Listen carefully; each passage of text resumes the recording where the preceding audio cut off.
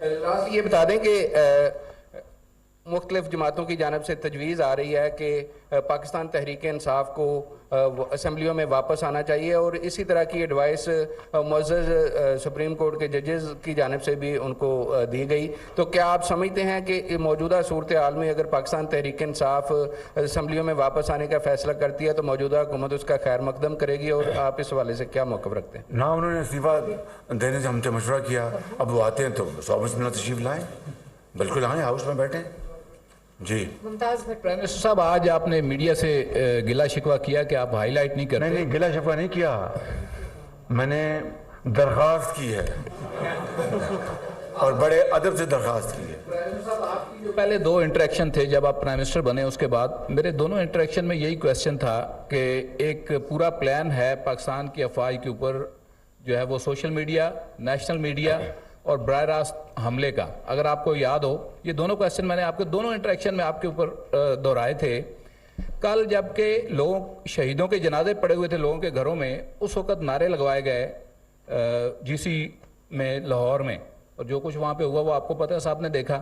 تو آپ کو کیا چیز مانے ہے کہ آپ اس کے اوپر کارروائی نہیں کرتے؟ آپ کی پولیٹیکل ول نہیں ہے، یا آپ کے اتحادی ساتھ نہیں دیتے، یا کوئی ادارہ آپ کو روکتا ہے؟ آپ قوم کو کھل کے بتائیں. جو وائس چانسلر نے کیا جی سی یونیورسٹی کا، وہ پنجاب گورنمنٹ صوبائی حکومت کے تحت آتے ہیں، وہ اپوائنٹ کرتے ہیں وائس چانسلر، فیڈرل گورنمنٹ نہیں کرتی. البتہ جو آپ بات کر رہے ہیں اس کی جتنی بھی مذمت کی جائے کم ہے، اور اگر ہمارے پاس کوئی آئینی اور قانونی راستہ ہوا، میں اس کے بارے میں ابھی کچھ نہیں کہہ سکتا، ہم اس کی ضرور کارروائی کریں گے اگر ہمارے پاس کوئی آئینی اور قانونی راستہ ہوا. آئی ایم ناٹ شیور، لیکن اس کارروائی کی جو وی سی نے کی ہے اور اس کو پولیٹیسائز کیا ہے ایک اعلیٰ تعلیمی ادارے کو، اس کی خدا نخواستہ خطرناک روایت پڑ سکتی ہے.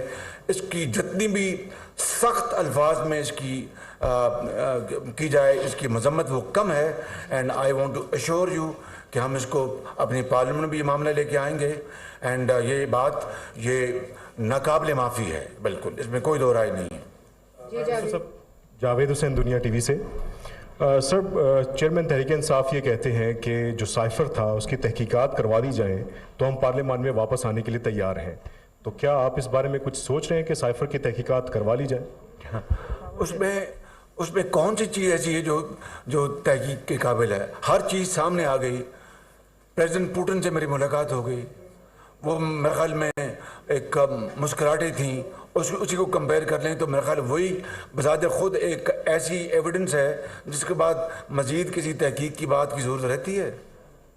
اور باقاعدہ ایک آنریبل طریقے سے بات ہوئی، باہمی ہم نے تعلقات کی بات کی کہ ہم اپنے رشیا اور پاکستان اپنے تعلقات کو ہم اپنا پروموٹ کریں گے اور ٹریڈ انویسٹمنٹ میں ہم آگے بڑھیں گے. یہ اس طریقے سے بڑی عمدہ بات ہوئی تھی. بالکل. پرائم منسٹر صاحب، I am here sir. Prime minister, میرا نام مظہر اقبال ہے، میں پی این این کو ریپرزینٹ کر رہا ہوں. آپ نے بالکل ٹھیک کہا، پوری پاکستانی قوم بھی یہ سمجھتی ہے کہ اپریل تک عمران خان صاحب بحیثیت سیاستدان ایک غیر مقبول آدمی تھے، اور عام تاثر سر یہ بنتا جا رہا ہے کہ جیسے مسلم لیگ نون نے عصر کے وقت روزہ توڑ لیا. آپ تھمپنگ میجورٹی سے اگلے انتخابات میں اقتدار میں آ رہے تھے، ایسا لگا، بلکہ لوگوں کا یہ کہنا ہے، ہاں لوگ کہہ رہے ہیں کہ ایک بہت بڑا پتھر اوپر سے آ رہا تھا، عمران خان کھڑا تھا، شہباز شریف نے اس کو دھکا دے کے تو خود نیچے آ گئے. سر، کیا کوئی ریگریٹ ہے آپ کو کہ یہ فیصلہ نہیں کرنا چاہیے؟ قطعاً کوئی ریگریٹ نہیں ہے. پاکستان کو اس شخص نے دیوالیہ کر دینا تھا، اللہ تعالیٰ معاف کرے. پاکستان ڈیفالٹ کر جاتا فرسٹ ٹائم ان پاکستان ہسٹری. تو اگر پاکستان ریاست کو بچانے کے لیے، اگر میری سیاست قربان ہوتی ہے پاکستان کی ریاست کو بچانے کے لیے، ایک بار نہیں میں 1000 بار قربان کر دوں گا.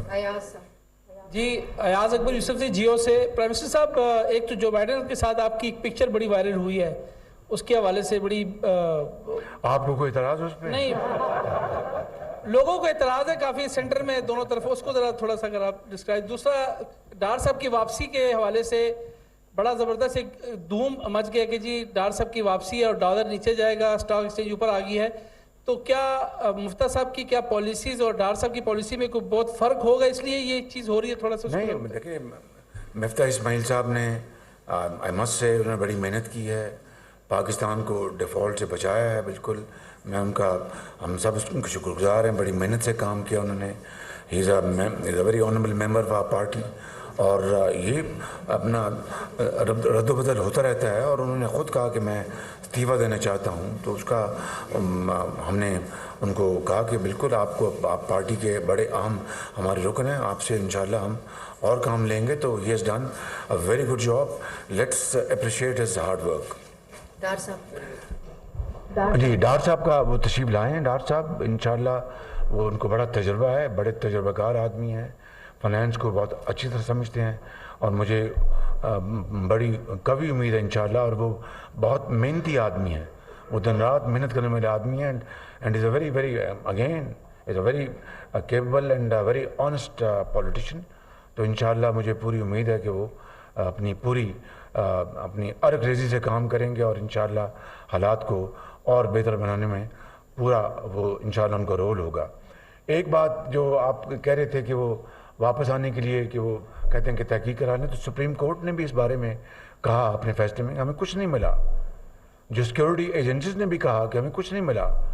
नेशनल सिक्योरिटी काउंसिल की जो आखिरी मीटिंग हुई थी, उसमें जो स्टेटमेंट आई थी कि इस मामले में कहीं दूर दूर तक कोई शायबा नहीं कि कहीं खुदा न खास्ता किसी सियासतदान ने किसी गैर मुल्की ताकत के साथ कोई कन्वेंस की हो। तो आई थिंक ये चीज़ें रिकॉर्ड पर हैं। इसके बाद आपको और क्या सबूत चाहिए? प्राइम मिनिस्टर साहब, Tariq Sumair NNI news agency से। मेरा सवाल ये है कि डार साहब आगे बड़ा वेलकम हुआ, लेकिन क्या गुर्बत कम होगी, महंगाई कम होगी या नहीं होगी? पहला इशू है पेट्रोल की कीमतों का इंटरनेशनली मुसलसल नीचे आ रही है, लेकिन पाकिस्तान में कम नहीं हो रही।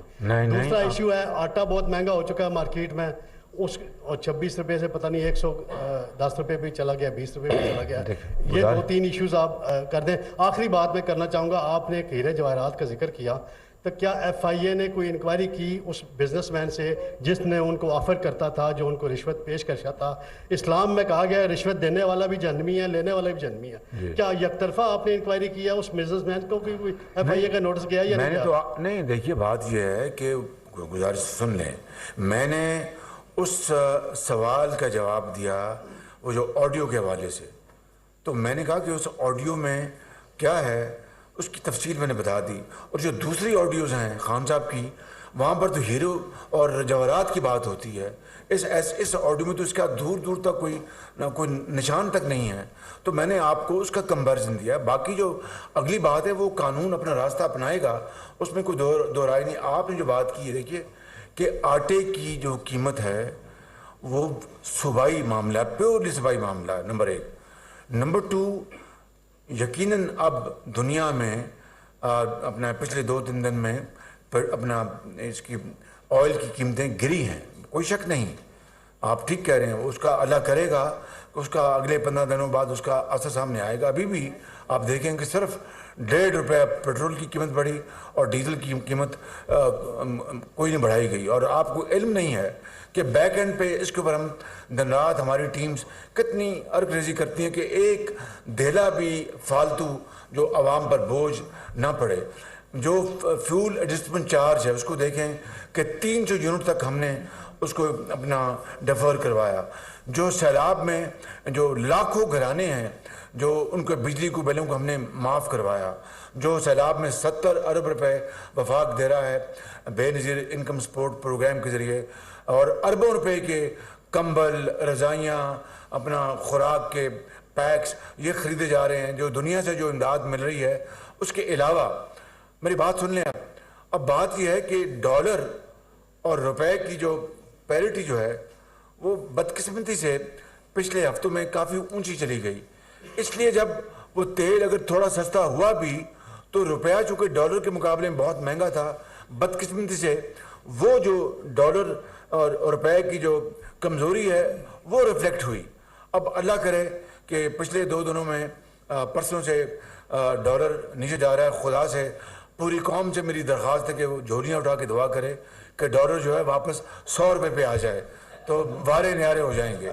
तो मेरी तो ये ख्वाहिश है। मैं तो आप ये समझ सकते हैं जो शख्स जो कि लाखों लैपटॉप्स बांटने वाला शख्स हो, जो सब्सिडी अरबों रुपए की मियाँ नवाज शरीफ साहब की सरबराही में किसान को देने वाला शख्स हो, جو اربوں روپے کا سبسڈی جو ٹیوب ویل جو کسان چلاتے ہیں ان کو سبسڈی وہ دینے والا شخص ہو, جو اربوں روپے کی سبسڈی رمضان شریف میں خرچ کر رہا ہو, کیا وہ چاہے گا کہ غریب آدمی کے اوپر بوجھ ڈال دیا ہے؟ سوال پیدا نہیں ہوتا.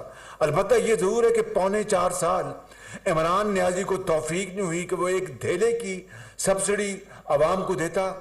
جو 50 لاکھ گھر بنے تھے, 50 لاکھ تو دور کی بات ہے 500 ہی دے دیتا. جو 1 کروڑ نوکریاں تھیں, 1 کروڑ دور کی بات ہے وہ کچھ 100 نوکریاں دے دیتا غریب لوگوں کو. الٹا لوگوں کو بے روزگار کر دیا. لوگوں کو جو کرائے کے مکان میں رہتے تھے وہ بیچارے تنگ ہو گئے. تو یہ ہم اس وقت ایسے حالات میں ہم جنگ کی حالت میں ہیں اکانومی کے حوالے سے. انشاءاللہ اللہ نے موقع دیا, انشاءاللہ اس کو ٹھیک کریں گے. ہمت نہیں ہارنی, ہماری ہمت اور جذبے جواں ہیں. انشاءاللہ بھرپور قوت کے ساتھ ہم کام کر رہے ہیں. مخلوط حکومت پوری کاوش کر رہی ہے, محنت کر رہی ہے, اور انشاءاللہ اس اکانومی کو اس کو ہم ٹھیک کر کے چھوڑیں گے. ایسے ہم بھاگنے والے نہیں ہیں. انشاءاللہ اس اکانومی کو ٹھیک کریں گے اور پاکستان کی حالت سنواریں گے انشاءاللہ. اب تک نیوز سے ہوں سر. ایک گزشتہ کئی دنوں سے ایک معاملہ زیر بحث رہا ہے کہ آرمی چیف اور عمران خان کی خفیہ ملاقات ایوان صدر میں ہوئی ہے. آپ کو اس کا علم تھا؟ اگر تھا تو پھر کیا آپ سمجھتے ہیں کہ ایوان صدر میں آپ کے خلاف کوئی سازش ہو رہی ہے؟ اور دوسرا سوال میرا یہ ہے کہ عمران خان کی حکومت 4 سال رہی ہے, اور اس 4 سال کے دوران انہوں نے جو کرپشن کی ہے, جو چیزیں سامنے آئی ہیں, کیا ان کے خلاف آپ کیس کرنے جا رہے ہیں؟ دیکھیں, میں آپ کو اس پیدا کرنے والے کی قسم کھا کے کہتا ہوں کہ مجھے دن رات اب جو معاشی حالات کو ٹھیک کرنے سے اس سے فرصت نہیں ملتی. البتہ جو ادارے ہیں اس معاملے میں وہ اپنا کام کر رہے ہیں, ان کو کرنا بھی چاہیے. اور بعض اوقات میں کہتا ہوں کہ قانون کے دائرے میں رہ کے اپنا کام کرے, لیکن مجھے یقین کریں اس معاملے میں دن رات IMF, مہنگائی اور یہ دوسرے معاملات ہیں, ڈالر مہنگا ہو رہا ہے, اس کو کس طرح کم کریں اور ایکسپورٹس کو کس طرح بڑھائیں, یہ کریں. دن رات اس میں گزر جاتا ہے.